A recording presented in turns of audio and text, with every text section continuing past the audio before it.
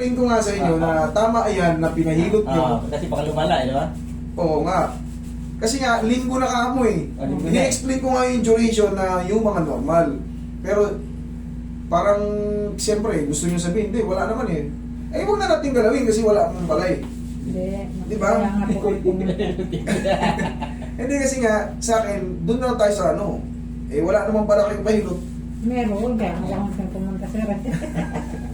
Ibig sabihin. Okay, meron pala eh. Meron niya.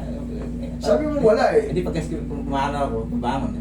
Tapos ko na kayo, no? Kasi sa akin, ina-assess ko muna.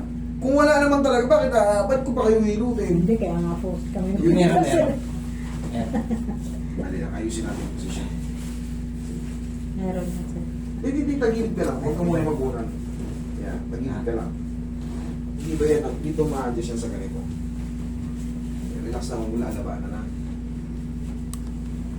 Yan, sa pa. Kabilang side. Pwede naman ako, sir. Oo, kabilang side. Baka manlalabis ano yun. May mga joint din po yan. Kaya yung pag nasasaldak tayo, minsan nga gumagano'n yan, no? Bumabaliktad yan, yung coccyx natin. Relax na. Yun! Tagilid, istihaya, sorry. Yan. Ito. Yan, mga buto-buto. Kaya, alam natin kung anong katawagan yan at anong nangyayari dyan pag nabaldog.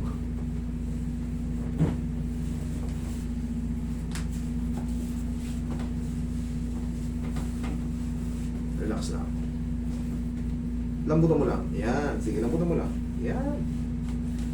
Para yung mga joint na nakapalibot sa balakang masalansan. Umiinit, ah. Relax. Yun na yung pau. Inunahan ko na ng pau para yung sa mga muscle, hindi kagad ma-hyperextend. Tapa. Ay,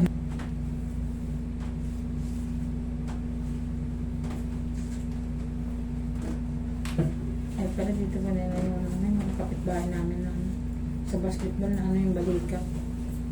Dislocate. O, nasa na? Yung kasi siya nagpaano. Hindi pa namin kasi ito alam eh. O, lusin mo ulit yung balakang niyo eh. Yung umiinit, sir, yan ang pakaramdam ng pau. Motor ba kayo? Okay, very good. Kung nagmumotor naman, pero kung hindi nagmumotor, okay na. Sa mga pag-upo ninyo lang, di ba kunyari, minsan umuupo tayo sa upuan, minsan nagaganon pa tayo eh. For the meantime kasi doon tumama sa ano, yung pagkasandak. Yung impact kasi, yung impact ng 40 kilos tsaka yung bigat nyo, siyempre ito yung puwet nyo. Ito niya, ayan. Para mong sinuntok yung, ito yung buto mo sa puwet, ito may buto tayo sa puwet na tinatawag na. Ito nga yata yan, eh. Ito, oxys ang tawag dyan. Yan ang tumama. Minsan umaangat yan. Nakakita na ako niyan. Pero na-adjust naman yan. Pero siyempre, pagka no, meron niyang mga litid dyan dito pag ano to, tsaka muscle. Ligaments and muscle. Tapos tendon, siyempre. Kaya maaapektuhan yung parang, yung pag, yung ano nga ng puwet mo. Kaya nagra-radiate ng pagkaya kasi hindi to kompleto kasi may mga ganun pa na yan, mga nerve yan sa puwet. Pero pag na-adjust na yan, yung kaninang narinig mo, unti-unti yan, 1, 2, 3, 4 days, wala na yan. Kahit ngayon medyo, may pain pa ng konti na lang yan. Kailangan na maramdaman nyo yung ganitong pain, kailangan mga lahati. Oo, unti-unti. Tapos habang lumilipas yung mga araw, wala na. Okay? O ngayon, o. Galing ka sa higa, tapos bumangon ka. Yung sinasabi mo kanina pag bumabangon ka sa higa, higa ka. Para malaman natin kung nagbago.